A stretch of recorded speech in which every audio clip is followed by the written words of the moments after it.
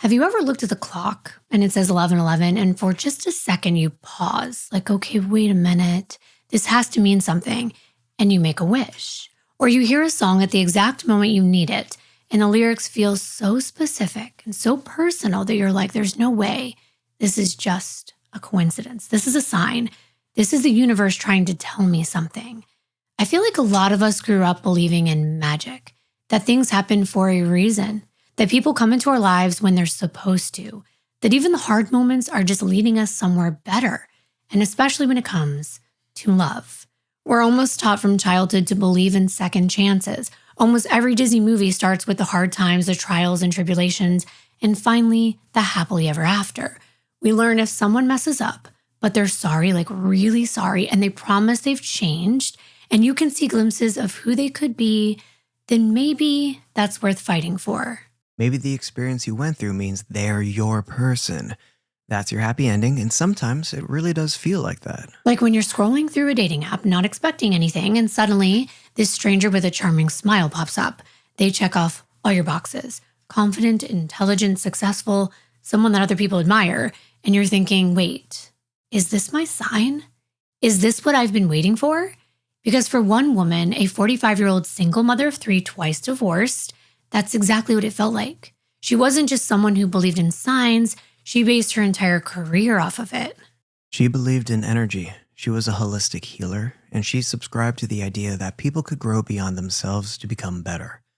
She had earned her beliefs. She studied to become a Reiki master, but it wasn't just learned, she had a gift. She could bridge the gap between the living and the dead, lift the veil, and connect you with loved ones who had passed on. She could clear away all the blocked energy and trauma that you'd been carrying around, helping you finally reach your true potential. She could make you realize nothing and no one is ever stuck. That change is always possible. She believed that the universe would give you exactly what you have been asking for. You just had to be open enough to receive it. And there are entire channels based on the universe, believing anything is within your grasp. You just have to see it in your mind, and you can hold it in your hand. Almost like magic. In only 4 months' time, she was moving out of her charming little 3-bedroom house in a wooded small-town neighborhood into a $2.3 million mansion in one of the most affluent areas in Massachusetts. It was all hers, just by swiping right. Well, there was a little more to it. Her big, sparkling blue eyes and striking auburn hair definitely helped because he swiped right, too. Before she knew it, she went from lonely to greeting her handsome new beau at their big, heavy wooden door with a cigar and a glass of whiskey in her hands. But what if, while there were definitely signs that pointed to all those things you've ever dreamed of, there were other signs that look more like red flags when your eyes truly adjusted, when those rose-colored glasses were no longer on your face? Imagine the technology bringing you together, but soon it was monitoring your every move, tracking your activity, telling on you before you knew you'd done anything wrong. And then you vanished.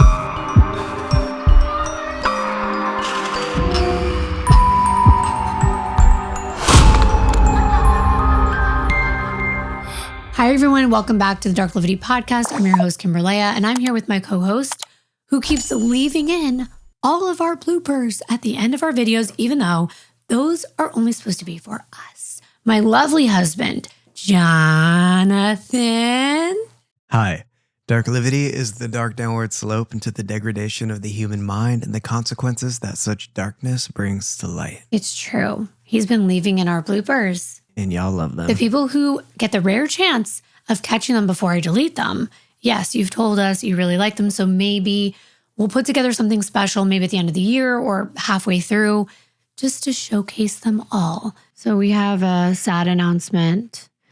And a lot of you already know this, but we lost our 17-year-old fur baby, my dog Kingston.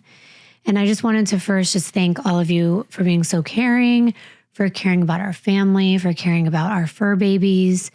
And we actually said goodbye on Good Friday. It's been the hardest decision that I've ever had to make. And it was actually your idea to choose Good Friday.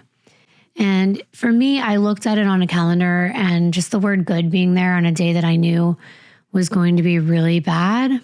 I just figured I would look back and at least there'd be one good thing about that day. So thank you for all your love, support, and condolences. And we have had a lot of setbacks, especially, even more than just this year. I lost my stepmother a few months ago to lung disease, then Kingston, and before that, we got sick back to back with the flu and then norovirus. And I feel like we're either trapped in the hospital with Mazzy or at home for nearly a month. It was so hard. So we're finally trying to make a strong comeback, especially with our health, and we are still gearing up for IVF. You will be the first to know when that happens. But then recently, I went to go for my annual checkup with my primary care doctor. And when I got there, remember this? I called you from the parking lot. They tell me my doctor moved. I never even got a notice. Yeah. And these little setbacks can be really stressful. I don't usually put off making doctor's appointments purposely, but I do put them off, and not because I don't care about my health, but because the process itself is annoying. You finally get someone on the phone and they're like, oh, we have an opening, but it's 3 months from now. Yeah. And at that point, you're like, well, you know what? I'll just deal with it later. But then later turns into never. And that is actually where our sponsor, ZocDoc, comes in. It completely removes all of the friction. You don't have to call anyone. So it takes that off, because I have phone call anxiety. You don't have to wait on hold. You can literally just go on your phone, search for doctors in your area, make sure they take your insurance. You could even read real reviews from other patients and then book an appointment right there. Exactly. The part that usually feels like it takes forever suddenly only takes a couple of minutes. And also, I like that I feel like I'm choosing what works best for me, because you can filter by your location, specialty, what kind of insurance you have, whatever matters to you specifically.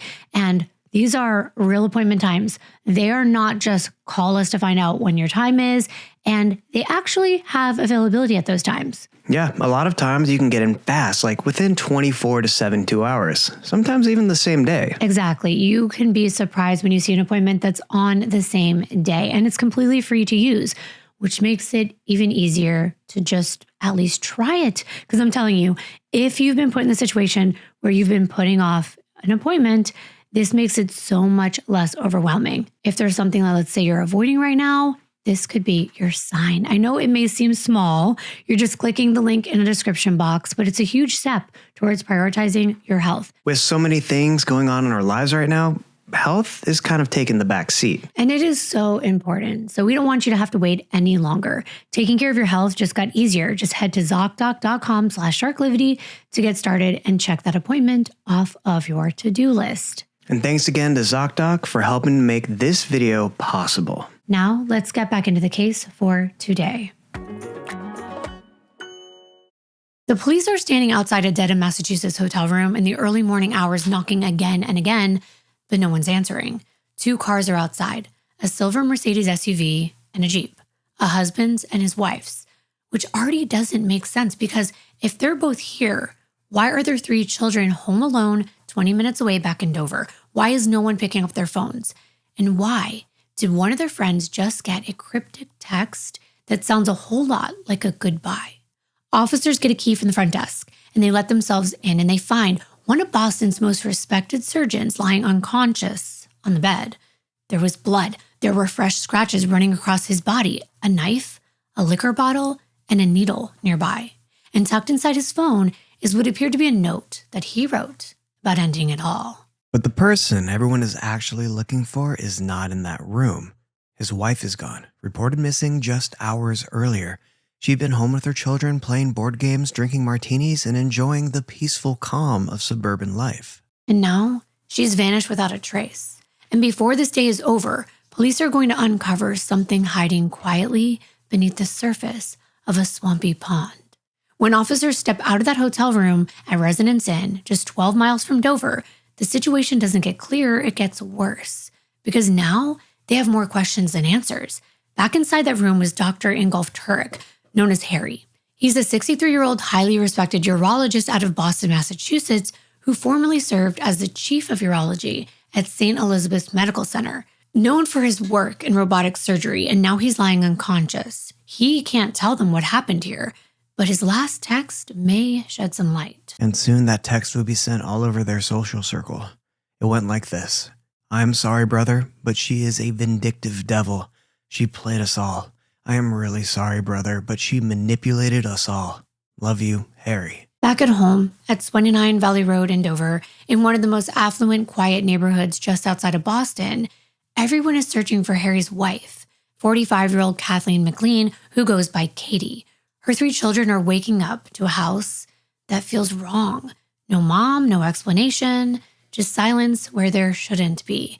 She was just there the night before, on the night of May 14th, 2020. So what happened after the kids went to bed, after the drinks were poured, after everything seemed, at least on the surface, completely normal? Well, speaking of normal, life for Katie started out like any other ordinary kid from a quiet New England town. She was born Kathleen Mary McLean on August 15th of 1974 to her mother Mary and father Richard McLean. She grew up in Belmont, Massachusetts, alongside her siblings, her brother Richard Jr., and her 2 sisters Ellen and Beth, and the 4 of them were close. Katie attended Belmont High School, where she met Stephen Roca. Their friendship turned into something more, and they fell in love, got married, and by 2002, they had their first child, a daughter they named Sophia. A little over a year later came Mary Grace, and then there was Sam in 2007. They tried to be a family, they loved their kids, but unfortunately the marriage didn't last. And in 2011, Steve and Katie called it quits, but they stayed close for their children. They talked every single day, and they met up at least once a week for custody and visitation exchanges. When it came time for college, Katie chose Mount Ida, where she studied occupational therapy. And honestly, it makes so much sense when you look at who she is as a person. It's hands-on, it's personal, you're helping people function, recover, basically helping them get through their everyday lives again. And that requires patience, it requires empathy, and it requires consistency. And those were things Katie already had naturally. That same energy carried into her work at Plymouth Nursery School, where everyone knew her as Miss Kate. And if you have ever been around little kids, you know they do not fake connection. They don't pretend to like you. They don't warm up to you just because you're supposed to be there. They either feel safe with you or they don't. And with Katie, they did. She wasn't just someone doing a job. She was someone they genuinely felt safe with. And that was just who she was. You could see her after 5 minutes or 5 years, and it felt the same way, easy, familiar, and comfortable.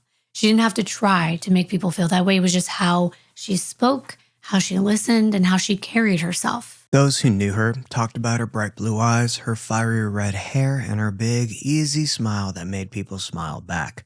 One of her close friends, John DeLima, who had known her since they were teenagers, said she was the kindest person he had ever known. Katie loved life in a really simple, grounded way. She loved being outside, going on hikes, and walking through the woods where everything felt quiet and steady. She loved Wingashik Beach, just being near the water, slowing things down. She was also drawn to flowers, sunflowers, blue hydrangeas, but especially lilies. She kept sage close at all times, and she found comfort in the smallest things, like putting on warm wool socks on a cold Massachusetts day. And when it came to love, eventually, Katie moved on from her high school sweetheart and once again tied the knot with a man named Chris Foley. But that second marriage was even shorter. Sometimes it just doesn't work out. But Katie held on to hope. She had the mindset that good things would come to her, kind of like you gotta kiss a few frogs before you find your prince. Katie believed in the power of the universe. She believed she was blocking her own happiness. That was because beyond her work as an occupational therapist, Katie became a New Age holistic energy healer. And through that practice, she built something that was completely her own, something that reflected who she was at her core. Her own business, called Birch Tree Energy and Healing.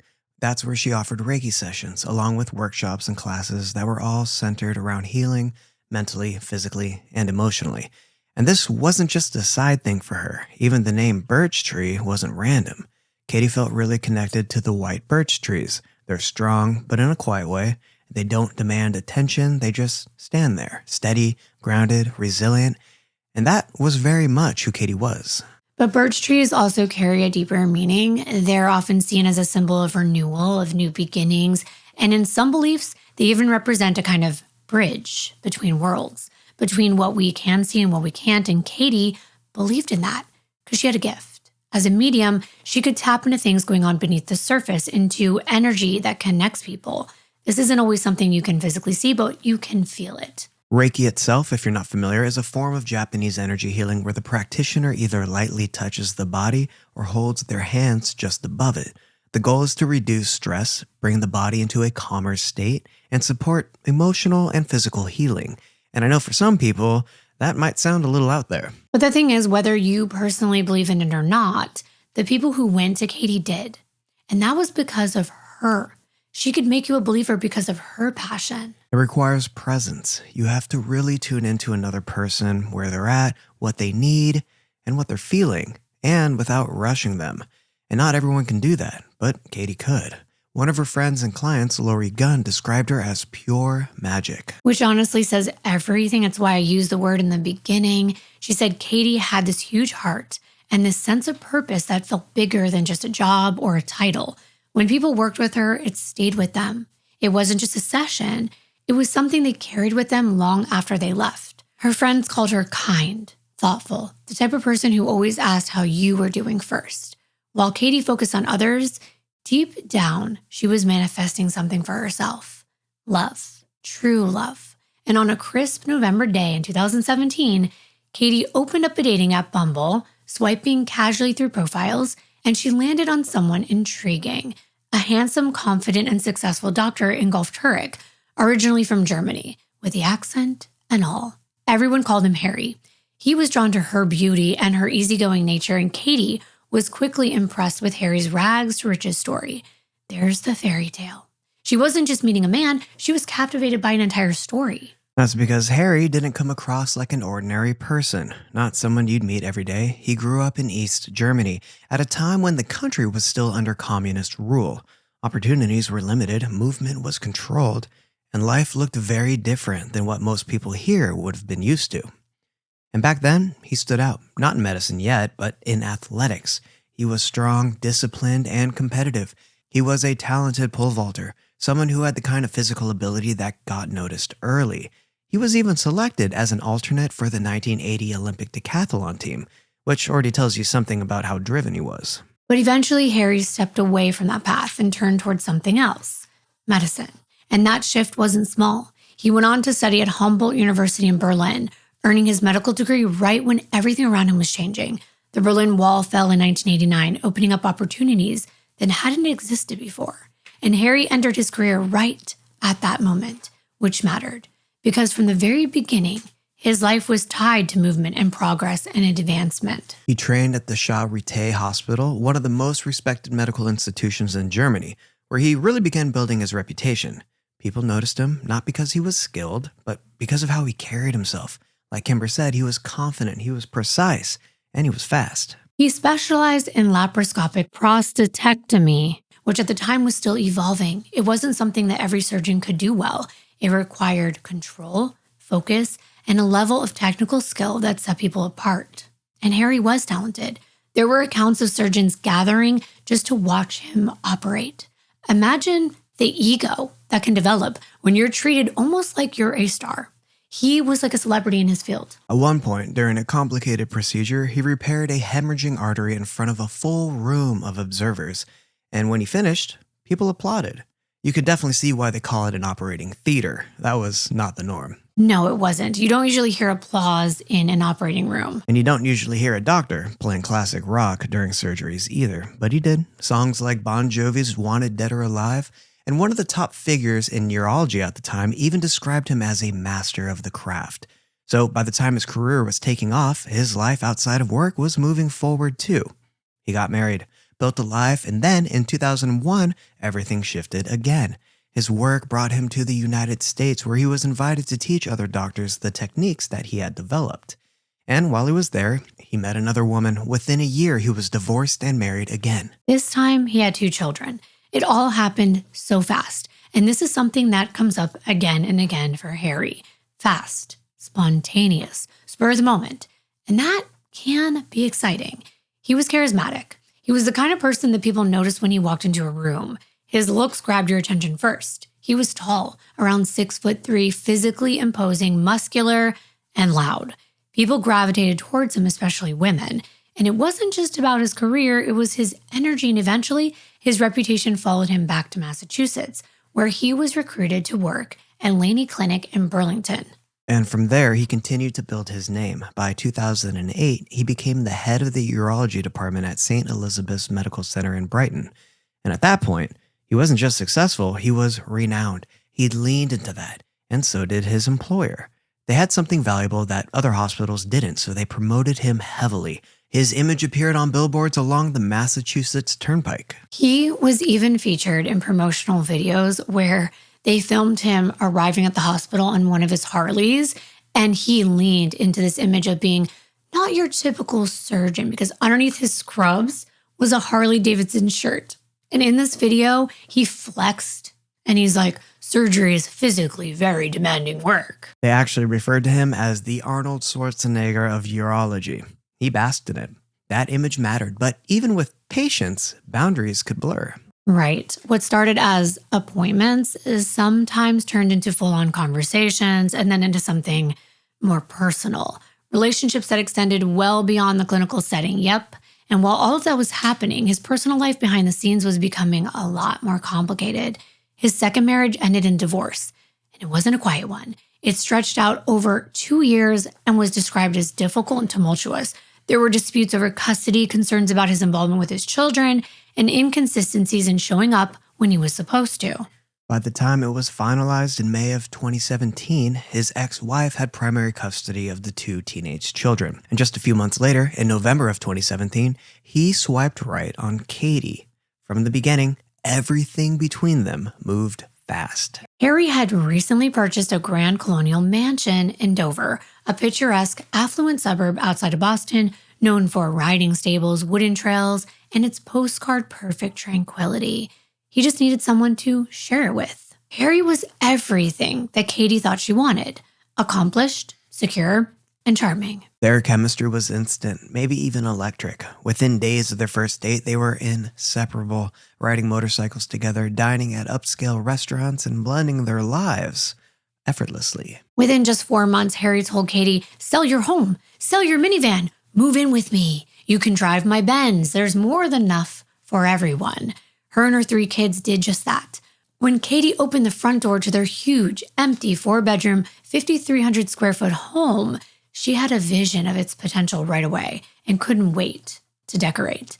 But there was just one thing standing in her way: Harry. Because for as successful and rich as he was, he did not get there by overspending. His taste wasn't high-end, and that was not a problem. Katie would have the funds from the sale of her home, and she agreed to pay for the decor herself. But since they weren't married yet, they weren't really combining their money. And Harry made an agreement with Katie. She could do what she wanted to the house as long as she helped pay down the mortgage by contributing $1,000 a month. It was a deal. She immediately felt at home. She styled the mansion, making it warm and inviting, creating a sanctuary filled with candles, cozy throws, fresh flowers in every room. They even built a huge gym and installed a pool in their backyard, complete with a cabana and a waterfall and a big screen TV, a movie theater, office space. I mean, it was perfect. They were perfect. To neighbors, they were the dream couple. Katie was warm and sociable, and she would leave trays of homemade cookies at neighbors' doorsteps, becoming an instant favorite. Harry was charismatic yet reserved and would dispense medical advice to neighbors and mow their lawns barefoot on the weekends. He was kind of a perfectionist, so it was actually a favor for himself since he wanted the homes around his to be as perfect as his own. Exactly. Katie and Harry would take evening walks around the neighborhood hand in hand with their dog Cooper right behind them. Sometimes the kids would even come along, all 5 of them. Even though Harry didn't have primary custody of his kids, they would come to visit often, and it honestly seemed like something out of a Hallmark movie. Neighbors often remarked that they were the epitome of suburban bliss. Harry didn't seem to want for much. All he expected when he came home from a long hospital shift was his beautiful girlfriend greeting him with a smile, a clean house, a delicious meal, a cigar, and a glass of his favorite whiskey. But as charming as things appeared from the outside, Harry had a strong personality. He liked things organized in a certain way. Meticulous order was crucial to him.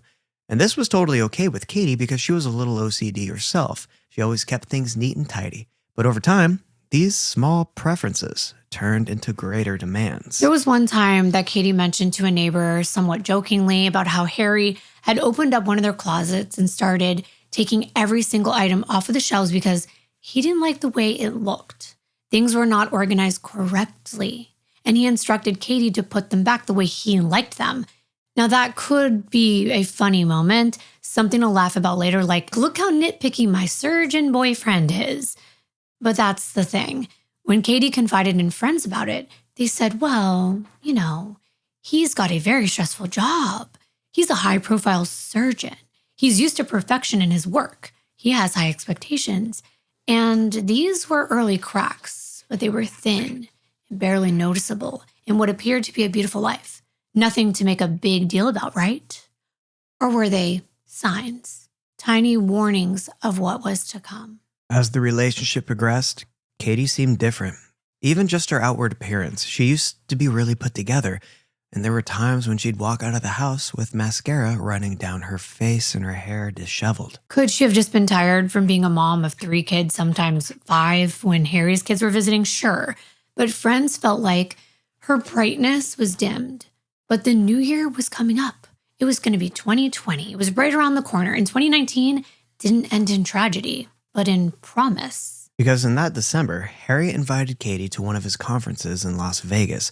But it wasn't just about business. It included a wedding. Yep. And not just any wedding, a Vegas wedding. Fast, spontaneous, and usually questionable. Exactly. After partying one night and more than a few drinks, Harry and Katie were dropping by the Fast Lane, a drive-through wedding venue in Vegas. They picked the King's Cadillac package, which is advertised, celebrate your burning love in Elvis's vintage Cadillac, where he serenades you with his popular hits. It included a complimentary limousine service to and from their hotel so they didn't have to drive, a fresh bouquet for the perfect photo op, your choice of red, white, hot pink, or light pink roses, and a coordinating fresh fleur accessory worn on the lapel, 12 high-resolution digital images taken of your wedding, and moments of your ceremony recorded by a professional videographer, plus the pink caddy, and of course, a real marriage certificate, which would run you about $700. It was a whirlwind, but so was their relationship from the start. Amidst the neon lights and bustling streets of Vegas, they made this spontaneous romantic gesture. I mean, now they had talked about marriage before, but Harry seemed hesitant. But Katie pushed for it because she thought it would stabilize everything. 3rd time's a charm for both of them, right? She desperately wanted security for herself and her children, whose lives had already been in so much upheaval. The truth was more complicated. Katie had sold her car and her home, but at the time, she owed more than it was worth. It was in pre-foreclosure, so eventually she was able to short sell it. Financially, stability was important, but by then, she was working out of the Dover home doing her sessions for clients in an office space she created there. But marriage, knowing she would be tied to Harry, seemed like a step in the right direction. She even excitedly called her best friend Vanessa to tell her the news. And she added no prenup. Not to highlight anything related to greed, it was supposed to be related to love, as in, this is true love. He's not asking to hold back anything. Now, there are different opinions on this. We have a prenuptial agreement. It's not a sign that you're not in love. It's loving to plan for anything, to protect yourself. You come into a marriage by yourself as one person, and I don't think it's unloving to love yourself individually as you become intertwined with another person. But it wasn't love that fueled this marriage for Harry, it was alcohol. And unbeknownst to Katie, Harry regretted it the moment he got sober. Harry told his friends that it was a blur and he was too drunk. He couldn't remember why he'd done it. He thought Katie had taken advantage of him in a vulnerable state. But upon returning from Vegas to their upscale Dover mansion, Katie was hopeful at first. She thought maybe Harry's sudden coldness and irritability were just passing moods and not regret. But behind Harry's confident smile in their Vegas wedding photos, he was hiding deep turmoil. He was hiding something big. Harry had recently become embroiled in a serious controversy involving allegations of fraudulent billing practices at St. Elizabeth's Medical Center where he worked. According to the official records, he had been accused of falsely charging Medicare for thousands of dollars for procedures that never took place, and for visits he didn't attend or supervise. He eventually settled the allegations by paying a substantial fine of $150,000 and losing his job. It was a humiliating fall from grace for someone who once saw his face on hospital billboards and felt like a medical celebrity. Katie knew some of this, but Harry promised he would handle it. He would find a new job, he would figure it out. He was required to enter a multi-year compliance program if he wanted to continue practicing medicine moving forward. And around the same time, Katie's occupational therapy license expired in 2019, and it was not renewed. It was a noticeable shift from the work she'd been committed to.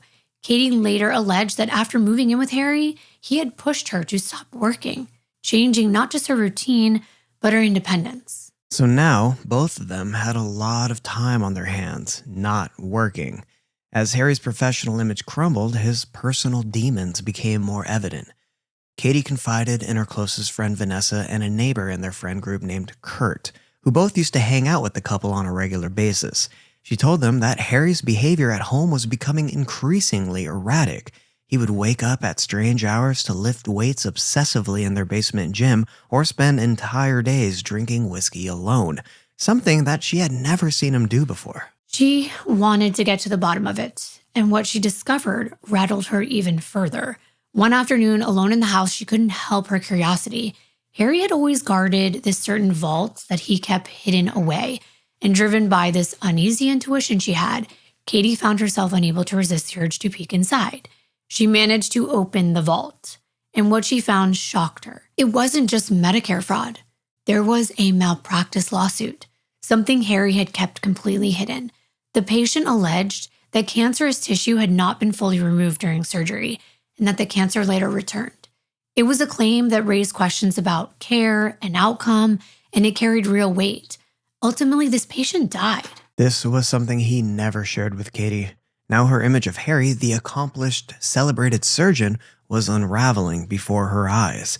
The timing could not have been worse. 2020 brought about the pandemic. We all lived through it, and we may have forgotten how crazy things were when everything initially unfolded. But as a doctor, Harry was not a bystander waiting on the news to report how bad it was. He saw it firsthand. He understood medically what the virus could do to a patient, and it drove him to a level of anxiety no one close to him had ever seen. He was terrified of dying. He and Katie would spend hours sanitizing their home, and no one could leave. So if Harry felt trapped before being fired and rushing a marriage and being sued and drinking himself into oblivion, it was 100 times worse without an outlet. The pandemic showed a lot of people's true colors, and unfortunately, a lot more domestic incidents unfolded behind closed doors, especially when victims could not easily escape or their bruises weren't seen because they weren't at their jobs or with friends. It seemed Harry began to take his frustrations out on Katie. Harry's controlling nature intensified. At first, it just seemed like subtle little comments here and there about, you gotta keep the house completely Lysoled, organizing things or cooking meals the way he liked it, but then it escalated. He started demanding to check Katie's phone regularly, scrolling through her texts, contacts, and messages with friends, growing suspicious of even innocent conversations. He tracked her whereabouts obsessively through her phone apps, constantly asking her to verify her location or why she took so long at the grocery store, meeting with a friend, or getting a treatment done like a massage or a lymphatic drainage, which she liked to do on a regular basis. Now, we have to be fair. We do have to talk about facts in our cases, and even if it means we have an imperfect victim, because people are not perfect. And Katie was texting Kurt, their neighbor, here and there, with things that a lot of people would find inappropriate. Some people would classify it as emotional cheating. Others would classify it as flirtatious. But it started with venting. Kurt had met the couple out drinking one night in 2018, and the three of them just clicked. A lot of times Kurt would be the fifth wheel alongside Katie, Harry, Vanessa, and her husband, Victor. Kurt even came over to receive Reiki healing sessions with Katie. They were friends. It appeared as though she wanted a man's perspective on things and began reaching out to Kurt, telling him what she was trying to do to make Harry happy. However, some of it was sexually explicit, like talking about how many times she had sex with Harry and what positions they were in. It detailed personal information that most of us would not want to be shared outside of our relationship. Asking him, is this enough? Could she do more to keep Harry satisfied? Over time, Kurt started responding with sarcastic but flirtatious and inappropriate inquiries about those situations, including at one point asking Katie if he could see her in a bikini and asking to see her boobs. Yeah, he asked to see her boobs. Now, this usually occurred when Katie had a few drinks, and then she would regret it afterward and delete the text. Many times this starts to occur when there's something you're not getting in your relationship, And the more Harry pulled away with his own emotional issues, the more it seemed like Katie found comfort and attention from other places. But it went both ways. Katie had suspicions about Harry cheating as well, and she had seen messages between him and an ex-girlfriend on Facebook, as well as other texts from a woman she felt crossed the line. The trust was broken. They were both snooping into each other's phones. And Harry had secretly contacted a divorce attorney, something Katie would soon discover by accident by scrolling through his phone late at night when he was sleeping. It proved that Harry had regretted their Vegas elopement almost immediately. He felt trapped. Katie was devastated yet determined, so she tried harder. She gave him space. She supported him emotionally and tried to keep the peace. She held on to hope that things could still work out. After all, she told her friends, isn't love supposed to conquer everything? Now she told Vanessa, the wedding seemed more like a performance, like nothing had been genuine from the start. Both of them seemed to be rebounding from their previous divorces when they met. And then everything unraveled. In February of 2020, the mask fell off. Katie was scared. Her kids were scared. On one night of the Super Bowl, she confided to her friend Vanessa that she intended to move out and end the relationship. It had gotten too hard. Harry couldn't find work and was insisting they all move to Germany, which he was okay with. He already had a job lined up and everything. But Katie was not on board. Her home was there in Massachusetts. She wasn't picking up herself, her kids, their lives, because he messed up at work and ruined his career. The arguments were getting more intense. She had enough. Well, Harry overheard this conversation because he was intentionally eavesdropping. After all the guests left, he confronted her. Katie tried to be affectionate by getting close to Harry and cuddling up to him, but he reacted with violence. He pushed Katie off of him and accused her of cheating. As far as Harry was concerned, only someone who was disloyal would want to leave someone like him. It had to be her. She was the problem. He felt he had the right to be upset. This was abandonment to him. He took no responsibility for how his actions might have led to her to consider leaving. It seems astounding that he felt like the aggrieved and the victimized party, while Katie did her best to calm everybody down for the sake of her children. However, the very next day, on February 3rd of 2020, Katie went to the Dover Police Department and reported everything. And when we say everything, we mean the things that Katie hadn't told anyone. And we haven't let you in on that yet. In tears, she told Sergeant Ryan Menace, a veteran officer, everything and provided proof. He immediately sensed the danger and gently guided her, asking her about each and every incident. It apparently started back in December, right after they got back from Vegas. While the two of them were in bed, an argument over what Katie had seen on his phone turned physical. According to Katie, Harry slammed her head into the headboard, then used one hand to strangle her while covering her nose and mouth with the other. She described struggling to breathe, believing she was going to die, and eventually losing consciousness. One of her children heard her screaming, and then that got through to Harry because he suddenly let go. Yeah, I think the child had said something or was like, "Mommy, what's going on?" And that's why he didn't go further. Katie grasped for air. She was coughing and shaking. And then immediately following this horrifying moment, Harry became remorseful. He apologized profusely, promising through tears that this would never happen again. And then he loved her. They even had sex afterwards, something that Katie would later confess to a friend felt empty and confusing. Yet at the moment, she desperately clung to the hope that Harry was sincere. But the violence continued. On January 11th of 2020, Katie was getting a lymphatic massage, and Harry once again lost control. He couldn't get a hold of her. He kept calling her repeatedly in a jealous rage, convinced she must be cheating on him. When she finally returned home, Harry grabbed her phone, going down the list of contacts that she had been messaging and calling each one to find out if they were men, as he yelled at her for effing around behind his back. Katie tried to reach for her phone, and that's when Harry picked up the 5'7", 140-pound woman and threw her to the ground. She said she hit the ground so hard her shoes fell off. Later, Katie said he tried to gaslight her by saying, "Oh, you just slipped out of my arms. I didn't throw you."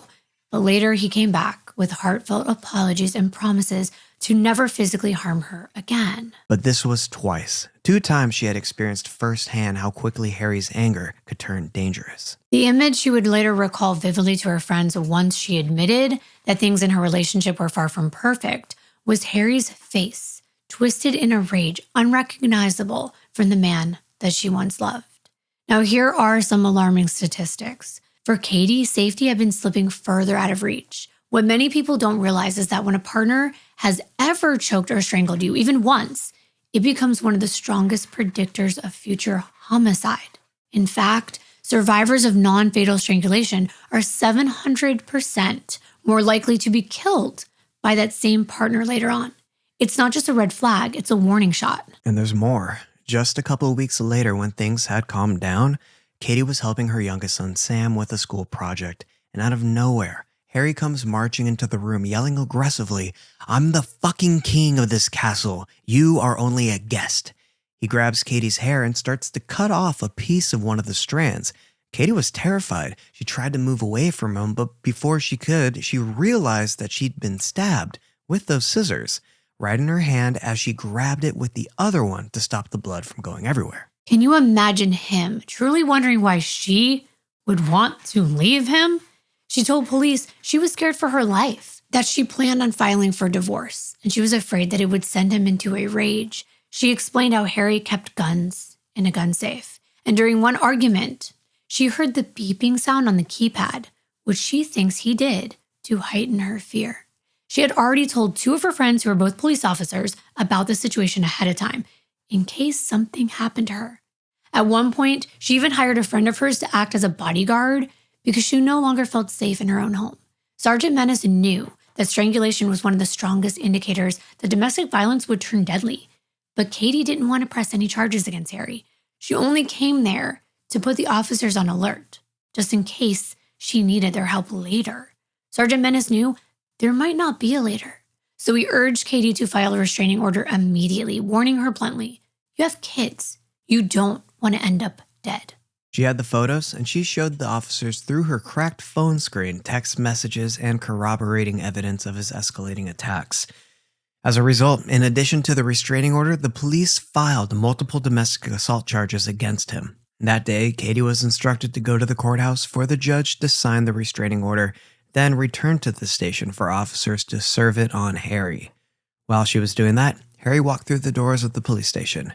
He was there to make sure they knew the truth. Harry explained it was all Katie. She was possessively jealous and completely controlling. He had never been violent. It was all lies. He was the one who wanted an annulment the day after the wedding, and he had proof. After speaking with the officer, Harry left to go back home. And instead of returning to the station, Katie had already gone back to the house where she was waiting at the door to show Harry the restraining order. This was not what she had been told to do. And Harry, of course, went ballistic. Katie called the Dover police for assistance. "It's a small department," so Sergeant Menace responded. She explained that Harry wouldn't leave, and Sergeant Menace told her, "You leave. Get out of there now." Meanwhile, officers were on their way. It only took them a minute or two, and Harry was ordered out of his house. He couldn't believe it. He kept pleading with them, asking, "Do you really need to do this?" And if he really had to leave his own home. And they said, yes. Then they confiscated 3 long guns and ammunition from the home, and Harry surrendered his license to carry firearms. He was then arrested and charged with assault and battery on a household member, as well as 2 counts of assault and battery with a dangerous weapon. The charges reflected the seriousness of what had been described, not just isolated arguments, but repeated acts of violence. The next day, Katie felt a sense of relief. And as a symbol of the next steps that she was going to take, she walked to the flagpole in their front yard. She lowered the German flag that hung below the American flag and removed it from the pole. It was symbolic. Harry was gone. The flag came down. It was a visual representation of their separation, but the peace wouldn't last. Soon, Harry was released on personal recognizance, but he was ordered to stay away from Katie and their home. And then, within days, he was charged again, this time by allegedly violating the restraining order by remotely accessing the home's Nest system and turning off the heat, and then lowering the temperature during cold weather. Even with legal boundaries in place, the situation remained unstable, with contact continuing in ways that raised concerns. He canceled their bottled water delivery and even tried to reclaim the Jeep. Even the garage door would open at odd hours of the night as though he was close by, pushing his remote. It was small, petty acts of revenge. They were meant to remind Katie that he still had control over her life. Katie was so scared she confided in neighbors, telling them to please watch over the house just in case. She also started doing some digging and uncovered that some of Harry's story was a lie, especially the part about the decathlon. All made up. No record ever that he was involved. Was it an exaggeration? Was it that big of a deal? That didn't matter as much as Katie's guilt about not being able to look through the facade. She was the person people came to for clarity, so how could she have missed this? She tried to move forward, but there wasn't much movement going on during the quarantine, so Katie used this time to get closer with her 3 children. She did a number of projects with them, posting updates to Facebook to document the little things in life that we can sometimes take for granted. In one post, she wrote, "I have found such a deep gratitude for my children. It's amazing. This has been one of the most beautiful cleansing, healing times of my life. Seeing my children laugh, dance, learn, and play together every day, sometimes argue, but rare.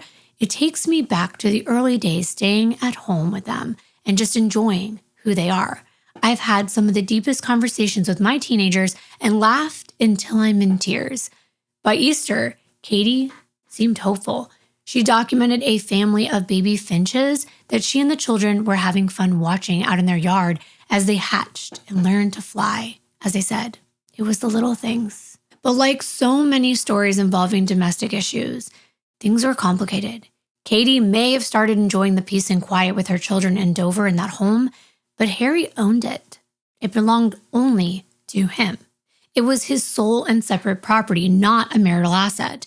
To essentially become homeless and be ordered to stay away from a house that he owned enraged this man. The world shut down, and Harry was couch surfing. At first, he stayed with a friend in Boston, Richard Kovitz, but that wasn't a permanent solution. And eventually, Harry left for Florida, staying in a borrowed camper and hoping his attorney could help him regain access to his house. He was desperate to return to the home that he worked so hard to afford, and he wanted to reconcile with his wife. At the time, money was tight without a job, and he had criminal charges pending against him for fraud, embezzlement, and now the attacks on Katie. He was isolated without a home and disgraced. His life was spiraling out of control, and he was desperate to put an end to his domestic troubles, because at the least that would resolve some of his issues. Harry began writing to Katie through the lawyers to avoid violating the restraining order. His attorney relayed messages that Harry was sorry, he missed her, how he hated living out of a hotel, he missed their life together, and he missed the kids. He spoke with their neighbors who passed on messages to Katie as well, with them saying, "Please let me just come home. Let me prove that I've changed." He pleaded with her to please at least let him live in the basement. Close it off, he'd pay for construction. That would make it a separate dwelling, so the restraining order could still stay in effect.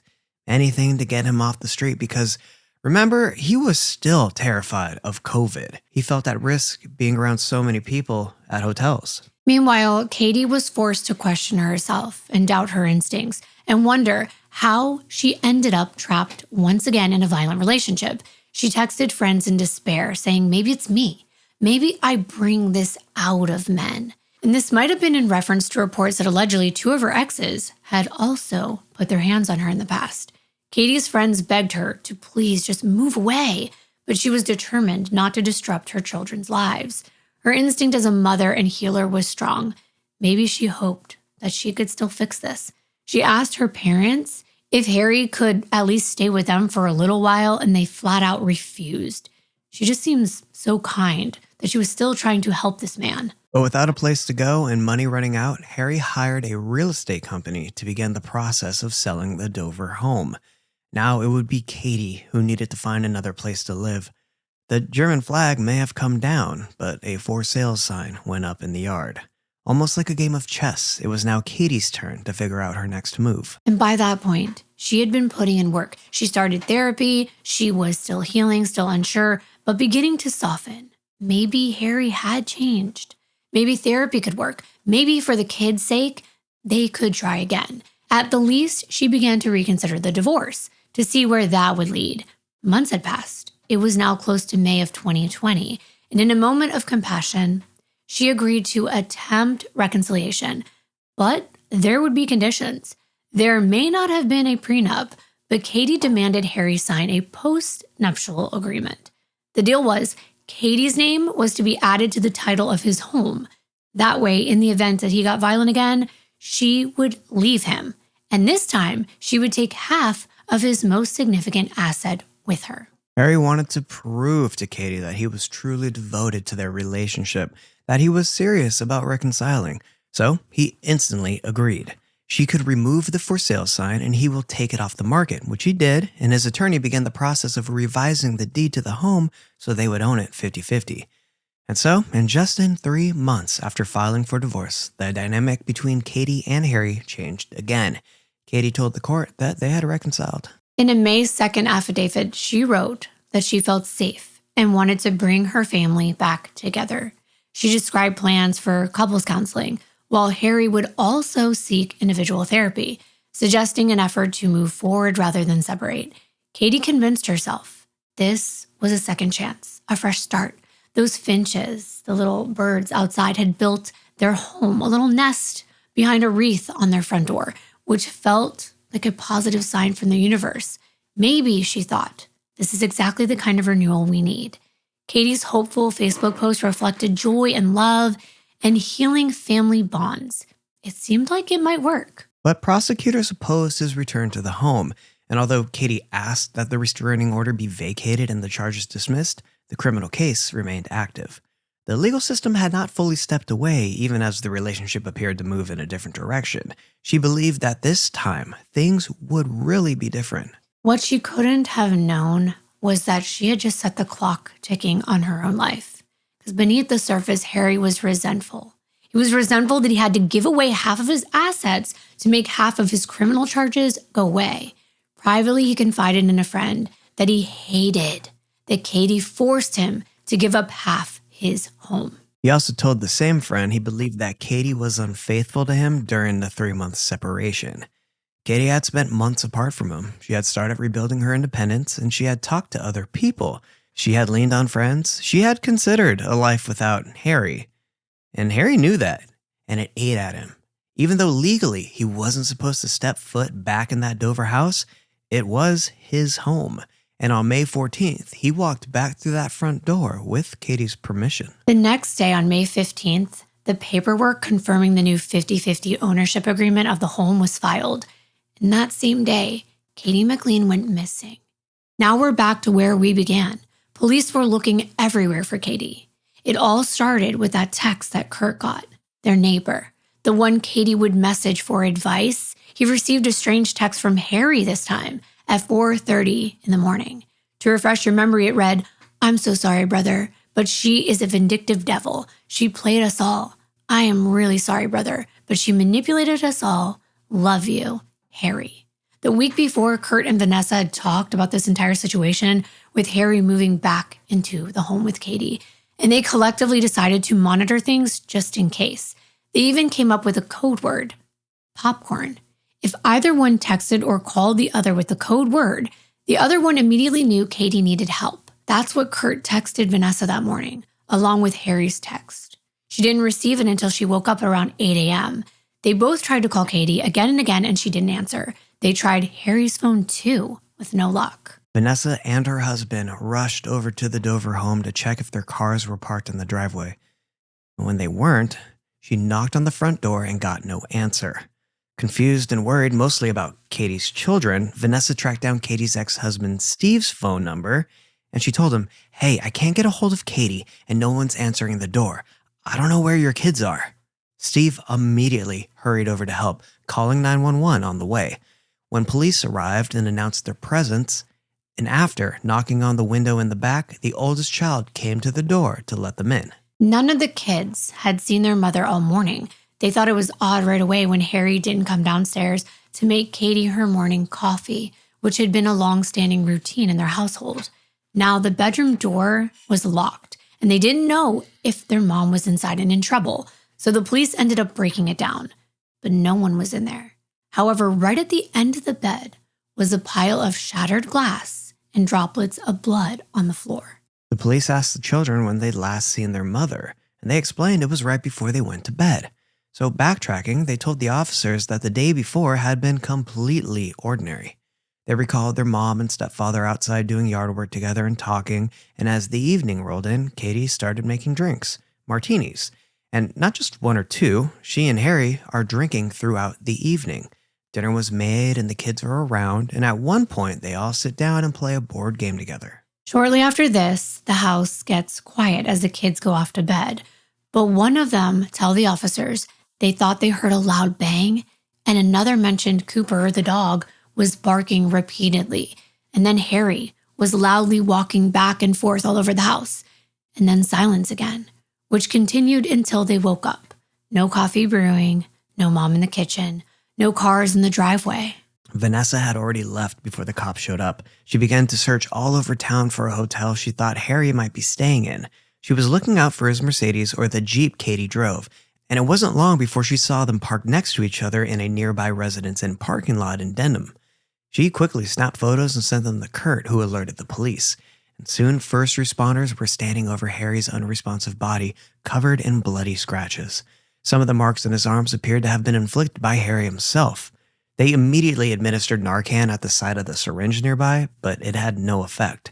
So he was rushed to the Norwood Hospital, where he would lie in a catatonic state for hours. Meanwhile, Sergeant Ryan Menes was deeply concerned. He began calling friends and neighbors, anyone that Katie might have known and trusted enough to reach out to, but no one had heard from her. Search dogs were dispatched immediately to comb through the dense wooded trails near their home. Helicopters scanned from above, yet Katie remained missing. They pinged her phone's last location. They didn't know it at the time, but the area of the cell towers that it was bouncing off of was not an exact location. It showed a radius in a wooded area of 600 acres. It was a reserve. Now, this is where their focus was, although it was completely off base. However, the woods would come in handy later when questioning Harry. They had tried to go back to the hospital, but he still wasn't talking. But finally, the next day on May 16th, he woke up. Detectives were by his bedside immediately, and he had no recollection of anything that happened the night before. He said all he recalled was drinking too many martinis and whiskey. His blood alcohol level was nearly fatal when he was found. Officers didn't mince words. They said, "Where is Katie?" Harry said he didn't know. The last thing he could remember was that she passed out from drinking too much. And this back and forth went on for hours. But gradually, pressed by police, saying they knew that Katie was in a wooded area, that her phone had pinged there. This was true, but as I said, this was not the location that she was in. But his memories conveniently started to return. He waived his rights, and he did the right thing as investigators had instructed. He gave them a disturbing account of the night he returned to the Dover home. He said they put the kids to bed, and by the end of the evening, they had both consumed a lot of alcohol. That could have been the end of their evening, but something happened. A text came in on Harry's phone from a woman that Katie didn't like. It was merely an old friend, according to him, but Katie was in a drunken rage, so she grabbed his phone, read the messages, screamed at him, called him a cheater, and told him to F off, and then threw her glass at his forehead. It struck him hard enough to shatter and make him bleed. He did have a gash on his forehead, and we told you about the blood and the glass in the bedroom corroborating his version of events. It was at that moment, with blood streaking down his face, that Harry said he snapped. He told investigators that he retaliated by lunging at Katie, and with one hand, he grabbed her by the throat. He described it as involuntary, as a reflex after being attacked by her. He said he reacted. He said, "I snapped. I grabbed her by the neck." And then he told investigators that he blacked out for all the critical parts, like the killing, conveniently. He said that Katie, who was significantly smaller than the 6'3" surgeon, tried to fight back, struggling and flailing all around, which further enraged him. The way he told it, she was in the wrong and shouldn't have been fighting back. She should have taken her punishment, and then he would have calmed down and stopped. But because she struggled, he was forced to persist. He was fueled by anger, resentment, alcoholism, and self-righteous indignation that he might lose his house to a woman he considered the devil. At this point, for everything that she had put him through. They both allegedly collapsed to the floor during the struggle. When his blind rage dissipated, he found himself on the bedroom floor next to his wife's dead body. In a panic, he said he began to give her CPR. He quickly realized she was beyond the reach of medical intervention. As Harry looked at his dead wife, it hit him that his life was over. This was much worse than losing half of your house. So he continued his violent psychopathic plan. He loaded up her body into her Jeep and drove it to a nearby pond in their neighborhood near a home that was currently under construction. He claimed that he actually did this out of compassion because he didn't want Katie's 3 children to wake up and find their mother's dead body. So he gathered up all her things, including her cell phone, and just plunged her body into this pond in a wooded area. Now, at some point, with all the dragging, she had lost her shirt and she was floating on the surface face down. So he looked around, found some rocks, and placed them inside her yoga pants. He placed another large stone on her chest, and she finally sank to the bottom. He told detectives that he was breathing heavily because I guess the body disposal, it was exhausting for him, and that he realized he left his phone back at the house. So he drove back, gathered his belongings, and at 4:30 a.m., he sent that disturbing text to Kurt, saying, "I'm sorry, brother, that whole thing, that she was the devil." And then he headed to the hotel where he had previously stayed during their separation. He had paid the hotel through May 17th, which gave him a few days. So they pulled CCTV footage from the front entrance and were able to confirm that he entered a little after 5 a.m. Sure, this was a confession, but in the most minimizing way possible, with blackouts, lots of blame thrown onto his dead wife. Was she really the devil? Officers rushed to the described location, which happened to be right in Kurt's backyard. A dive team moved, and about 15 feet out, just beneath the pond's murky surface, they found her face down in the water, stripped just to her yoga pants and weighed down with rocks, like he said. In an instant, Katie's family's world collapsed. This woman who believed deeply in healing and second chances was gone. Betrayed in the most horrifying way by the man she desperately wanted to trust again. Police arrested Harry as soon as he was medically cleared, charging him with first-degree murder. The news exploded across media outlets, shocking the quiet suburban town of Dover and sending ripples of grief, disbelief, and fury throughout the community.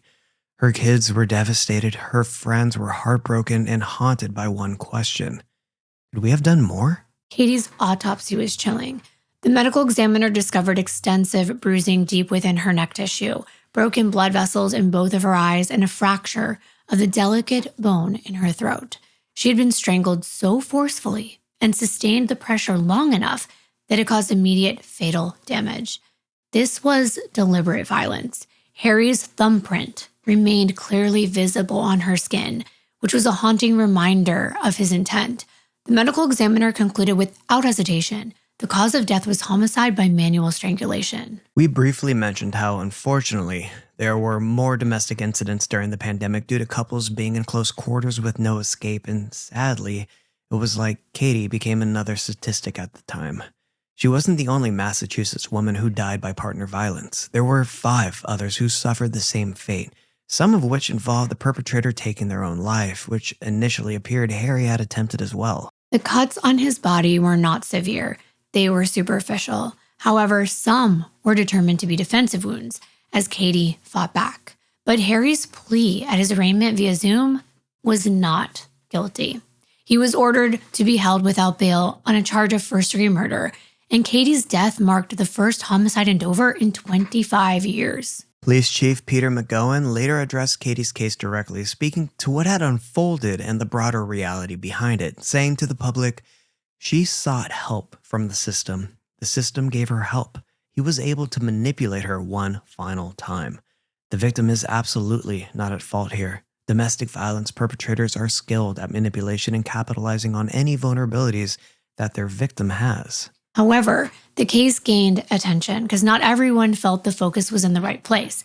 Much of the early coverage did center around Dr. Tuerk, his career, his reputation, the image of this esteemed surgeon now facing murder charges. And for some, that framing felt incomplete. It shifted the attention away from who Katie was, reducing her to a role in someone else's story instead of the person at the center of it.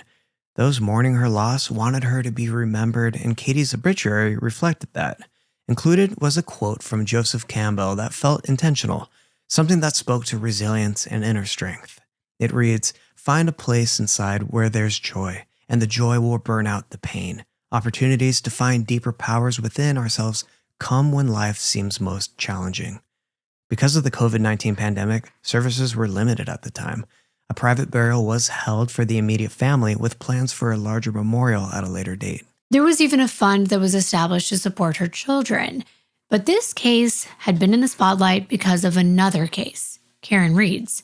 Many of the same investigators on her case worked on Katie's, including the now infamous trooper Michael Proctor and his supervisor, Sergeant Yuri Buchanan, names that most of us will never forget. Harry's defense filed a motion seeking access to all their phones and tablets, since those same troopers had recently come under scrutiny in Karen Reed's trial, where Proctor in particular faced widespread criticism after text messages surfaced showing crude, misogynistic, and very insulting comments about Karen.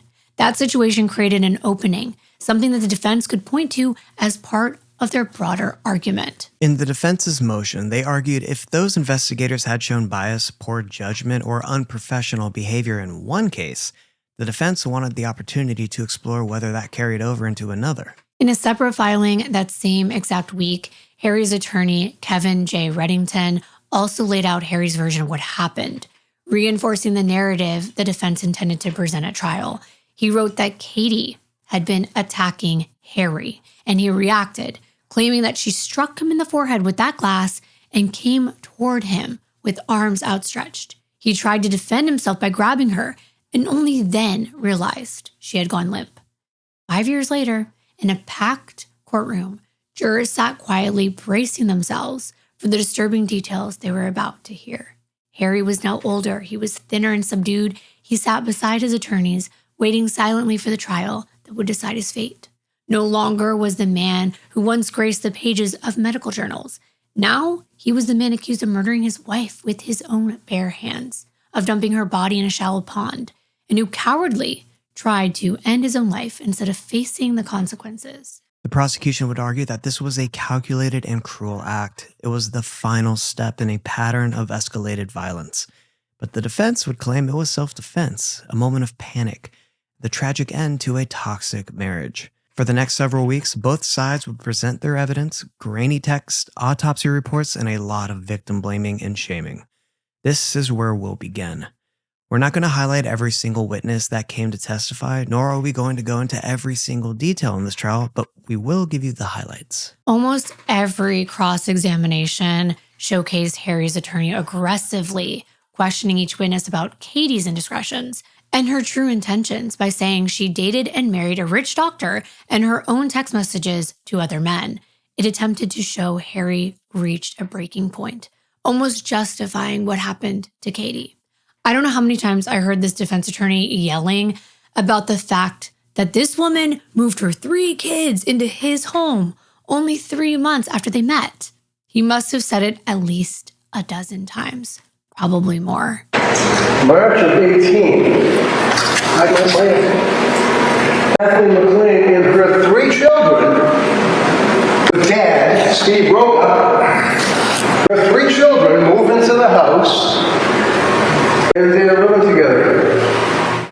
Assistant District Attorney Lisa Beatty opened the trial powerfully, painting a vivid picture of the nightmare that Katie endured. She says this wasn't a tragic accident. This was deliberate, calculated, driven by control, jealousy, and the fear of losing everything. Beatty detailed Katie's courage, how she bravely took out a restraining order, documented Harry's violent outbursts, and even planned to divorce him. She emphasized how Harry's resentment combined with alcohol culminated in violence the night that Katie confronted him over a suspicious text message. She said she trusted him one last time, and it cost Kathleen her life. Defense attorney Kevin Reddington took a very different approach. He conceded immediately that Harry was responsible for Katie's death, but he insisted it was not murder. Instead, he framed the killing as a tragic accident, fueled by mutual intoxication, mutual jealousy, and spontaneous rage. He said, Katie attacked Harry first. She threw a glass at his head, injuring him. Harry responded in fear, panic, and not premeditation. The attorney portrayed Harry as a broken, desperate man, not a calculated killer. I have to say, It was pretty convincing and compelling. This attorney was really good, and I'm sure he got his money's worth. But you would have to be the 13th juror at this point and listen to some of what we're going to set out in this case. There were many dramatic testimonies. First, Katie's close friend Vanessa Pettigrew took the stand, and her testimony painted Katie as loving, dedicated, and deeply concerned for her children's stability. But under cross-examination, the defense strategically tried to paint Katie as manipulative. They emphasized her excitement over gaining financial security through marrying Harry, especially when she texted Vanessa and said, no prenup. You recall that she told you, moving forward again with the wedding, that she was excited that she got married and there was no pre-up, is what she told you. Prenup, I'm sorry, not a pre-up, prenup. I mean, you remember that, right? Yes. Okay. And she was happy about that, right? I think most women are happy when there's not a prenup. And why is that? I think it just means that you're in love. You're in love. Yeah, I believe in love. Katie also confided in Vanessa that she was concerned Harry was determined to move back to Germany, and she was worried he was talking to women there, and would ask Vanessa to have her husband, who spoke German, translate text for them. It was a contentious cross-examination, with Vanessa reluctant to admit to anything negative about her friend.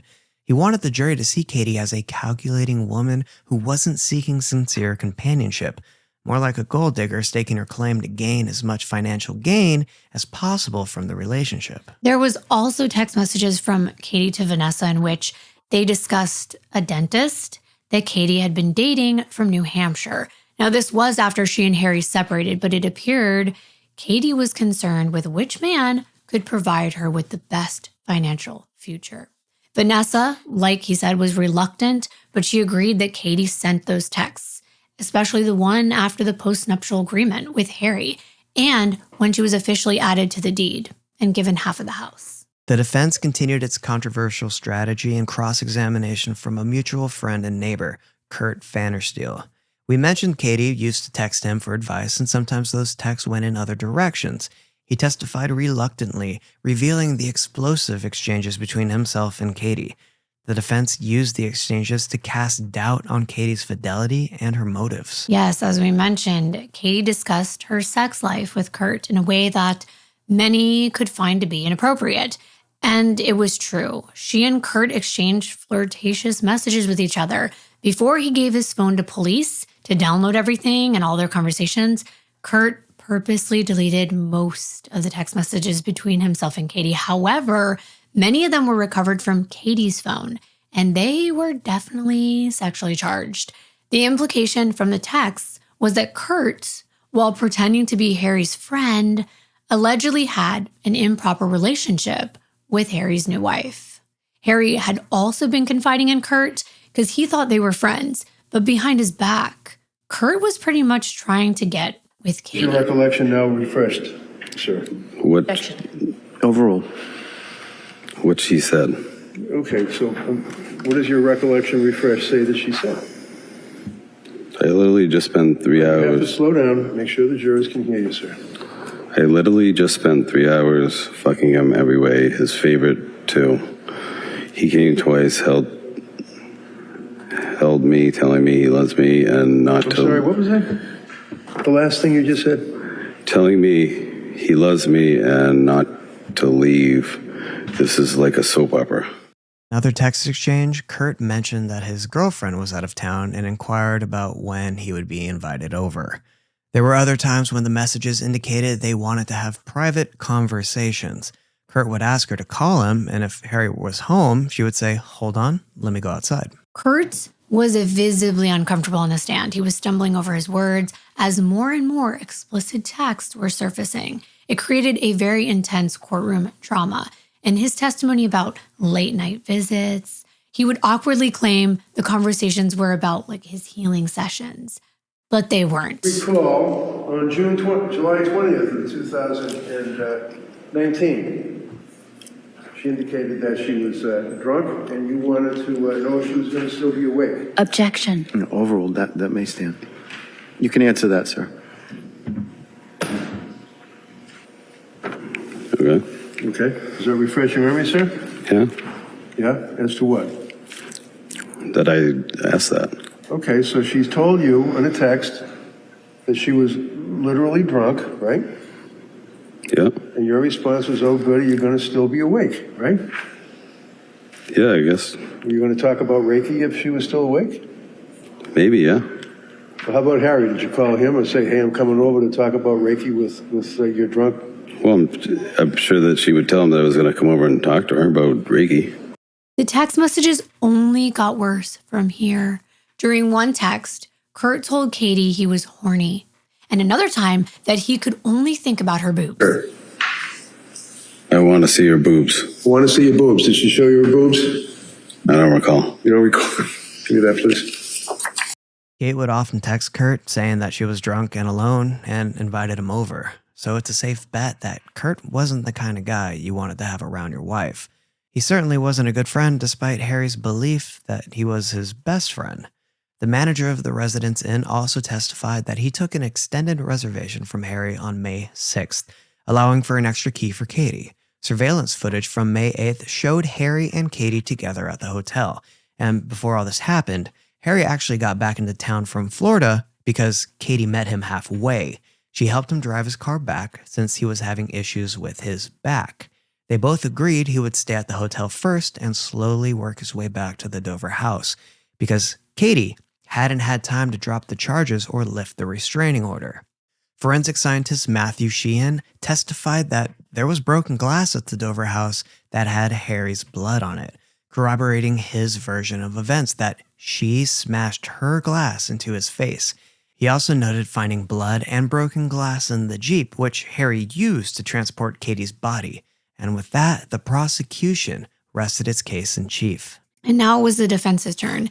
They called John Hoffman, Harry's divorce attorney, to the stand. He testified that Harry hired him right after the Las Vegas elopement. He had sent Katie a letter notifying her that he was representing Harry. It was after receiving this letter that she went to the police station with proof of Harry's history of all that violence, including the most recent in February. He believed Katie's actions were in retaliation and to buy her time. He told the jury that the house was a contentious issue because Harry didn't want to give up half for his marriage, a marriage that he wasn't sure about, a marriage he wouldn't think would last. But his desperation and pending criminal charges left him with very few options, so he obliged. The defense's star witness, though, was the defendant himself. Harry decided to testify. Of course he did. I wouldn't have expected anything else. Harry began by going into his background, which you already know about, but now the jury would too. How talented he was as a doctor, how in demand his talents were and would still be, showing that he was a valuable member of society, hoping the jury would take that into consideration instead of locking him up forever. Harry admitted the whirlwind romance, the spontaneous and drunken marriage. Right, and through his tears, he described their final night together, gardening, family board games mixed with heavy drinking. He recounted how a text from another woman sparked Katie's anger, leading to the deadly confrontation. He admitted he was too drunk to remember much of the wedding ceremony fully. He said the last thing he remembered was sitting at a horseshoe-shaped bar, looking over the strip and talking to a cowboy.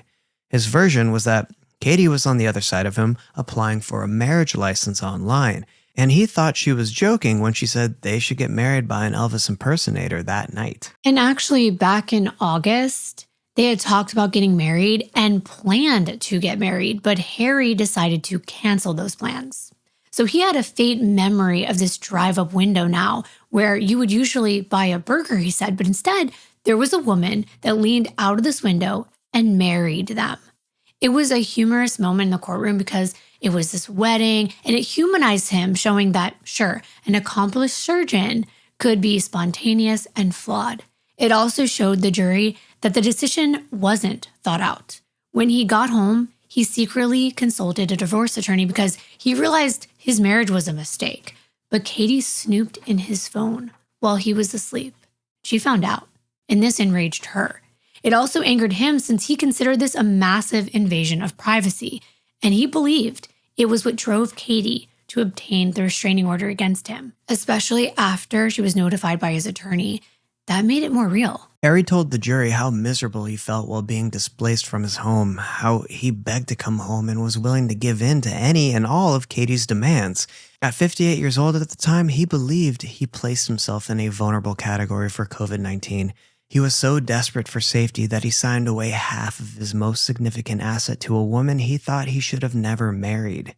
He wanted the jury to understand the fear at the beginning of COVID when thousands of people were dying each day. He also felt that Kurt was playing both sides, mostly Katie's, and Katie had allegedly told Kurt to tell Harry that she still loved him, which suggested that reuniting was her idea as much as it was Harry's idea.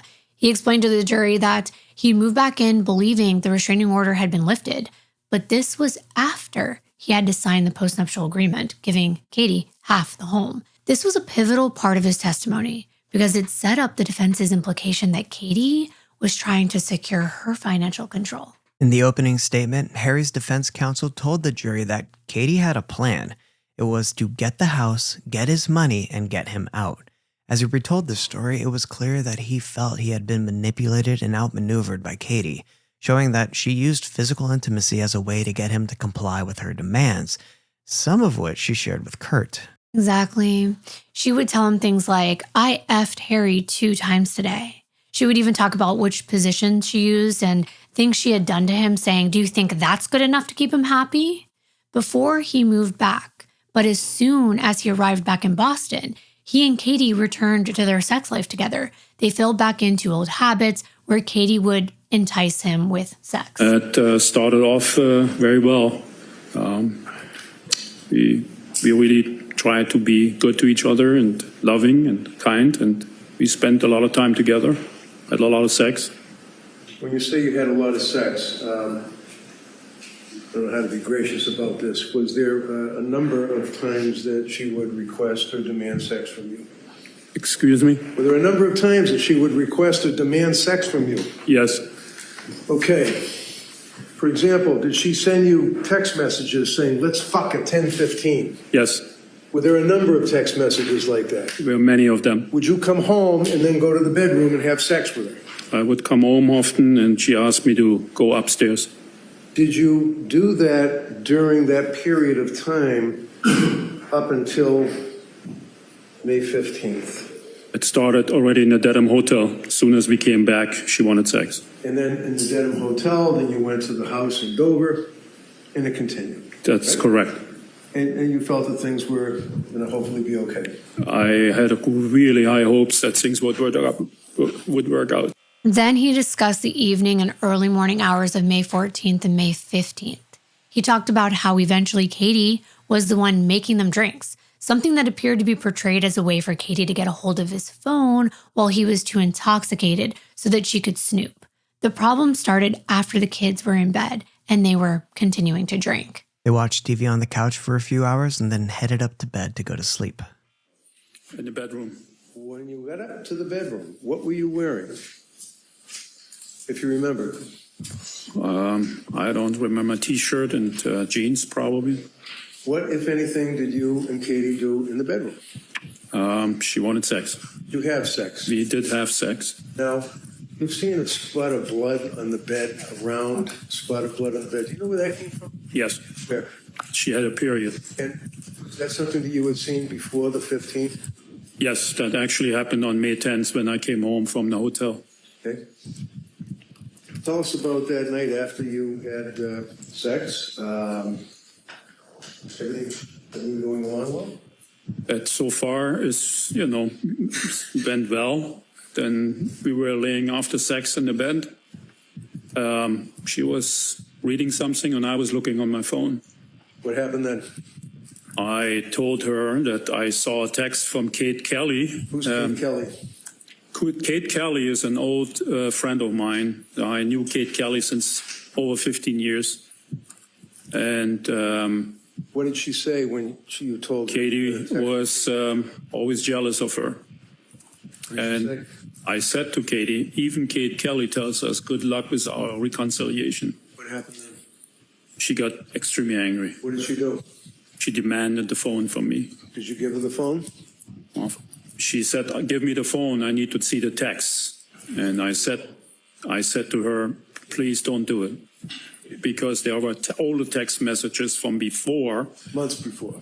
Yeah, during their separation months when Kate Kelly was communicating with me and trying to help me going through that time. And there were certainly some critical words written about her. And I told Katie, please don't look at that. That's old stuff. You proposed clean slate. Did she look at it? She did. And Listen to my questions. Yes. When she looked at it, what happened? She demanded the phone and I gave it to her.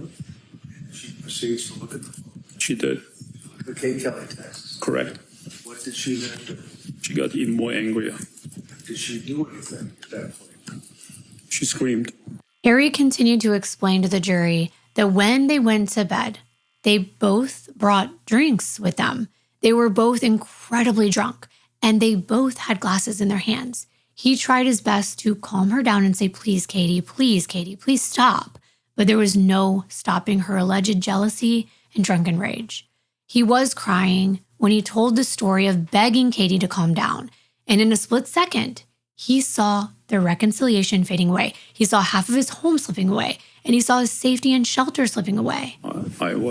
She was in the bed, and I kind of walked around and tried to calm her down, and I went on my knees and begged her to stop, please. You went on your knees. I went on my knees. And you begged her to stop? Yes. And what did she say? I said, fuck you. And what happened then? She hit me. With what? It's a glass. Did you know that? Did she hit you with the glass? Yes. And where did she hit you with the glass? Right on my head. When she hit you with the glass, did you get cut? Yes, I bled. Surprisingly, Harry's testimony came off as sincere and emotional. I was scared to hell. What did you do as a result of getting struck with the glass, causing you to bleed while you were on the floor? What did you do then? I snapped. I kind of blacked out. What did you do? I grabbed her. Where? On the neck. How? Did you say anything? Oh, What did she do? she just flailed around, and then she kind of flailed around and fell. We fell on the floor together. I think because that's when I came out of my blackout. That's where we were on the What floor. happened then? She was not responsive. She was, passed out. And I asked her, Katie, come on, please, Katie, wake up. Please, Katie, wake up. Did you realize she wasn't waking up? She didn't wake up. What did you then do, sir? Lifted her up and put her on the bed. What did you then do? To be comfortable, and then I tried some CPR on her. Did that help? It didn't work. What happened then? I was just sitting there and crying. What happened then? I panicked. What do you mean you panicked? What did you do? I tried to figure out what to do about that situation. What does that mean? What did you want to do? I wanted to kill myself. Told the jury one of the only clear thoughts he remembered was that he had to get her out of the house because he couldn't have her children find her. When he was asked if he meant to kill her, he replied, no, never. And through tears, he told the jury that he was defending himself against his wife, and he was afraid of her. Not just physically scared of her, but terrified of her taking everything he worked his whole life to build. At that moment, one of his very few clear thoughts was that she set him up. Right. And after submerging her in the pond, he thought his only course of action was to die right along with her. He then detailed his own attempt to take his life and saying that he decided to send that devil text to the man he thought was his best friend, Kurt. His reliving those last moments of Katie's life and what he thought were the last moments of his own life were probably the most dramatic testimony during the trial. But what I kept thinking while watching the trial was that he's a surgeon. Like, these were superficial cuts. If you're a surgeon and you know what kind of arteries and how the body works, I don't think you would make that mistake. But then it was time for cross-examination. And if the defense intended to portray Katie as an opportunist and a scam artist taking advantage of Harry, well, the prosecution wasn't helping. They were almost helping the defense's case because they presented evidence of her grieving clients about how she wasn't exactly portraying herself as a healer, but as a psychic, as a medium who was predicting their future and connecting them with their dead loved ones. The prosecution seemed to be helping the defense showcase all of what they were putting in cross in this next clip, which doesn't seem to help their case. So you met Katie on Bumble? That's correct. She was kind of a free spirit, right? Very much so, yes. She was a Reiki practitioner? She called it Reiki, but it's not what she really did. She called it Reiki, but that's not what she really did. No. She considered herself a healer, She was a medium, a psychic. and she considered herself a healer. I'm not sure about that. She helped people. She connected people with dead family members, yes. And her clients felt that she had a healing power, right? Excuse me? Her clients felt that she had a healing power. She helped her, by connecting with dead family members, yes. And she had many friends who were devoted to her. Yes.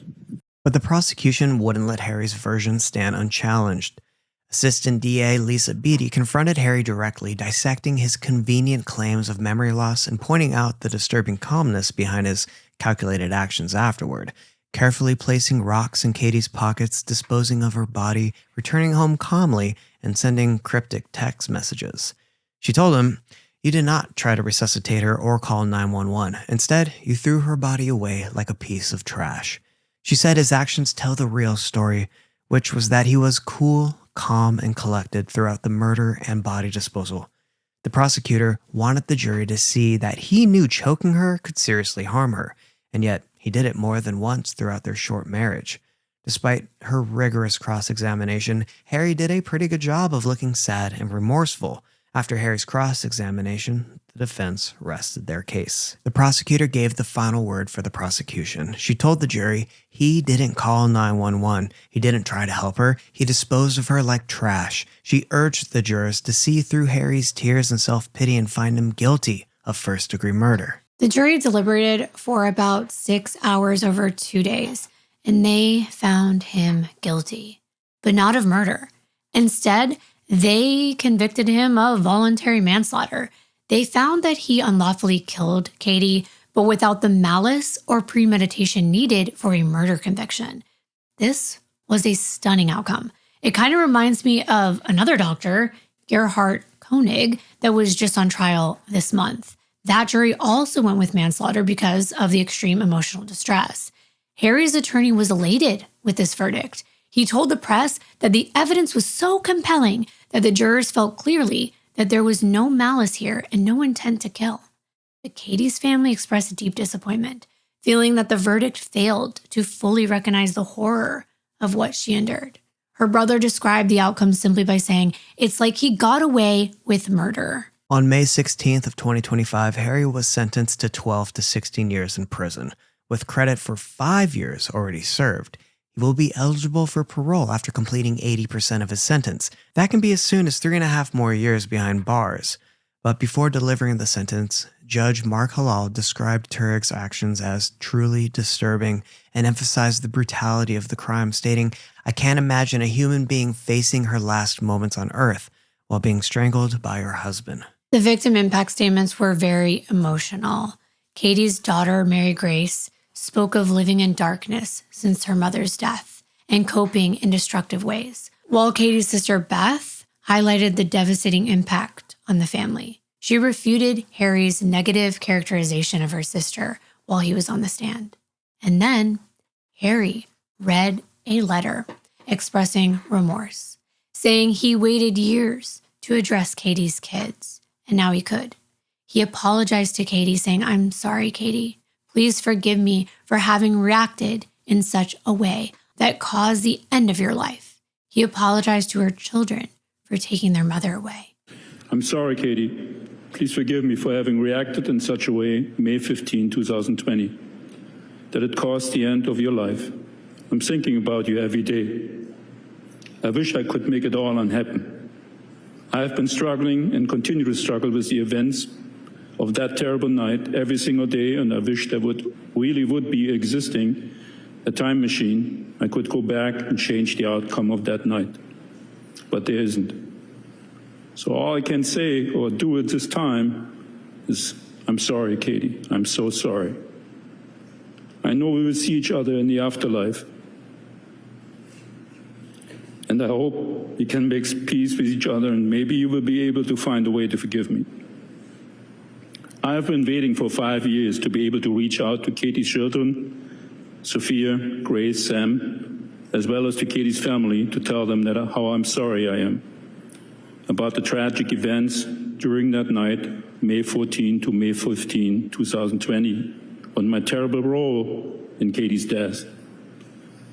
Please accept my condolences and apologies, Sophia, Grace, and Sam, for having taken away your mom from you. I can't even imagine the loss and pain I have caused you by my actions. The same is true for the other family members of Katie. I'm truly sorry to have taken away your sister, your daughter, your aunt, or cousin. In the end, the justice system rendered its verdict. But was it truly justice? We're going to leave that question to all of you. Thank you so much for being here for Katie's case. We will see you in our very next video. Bye.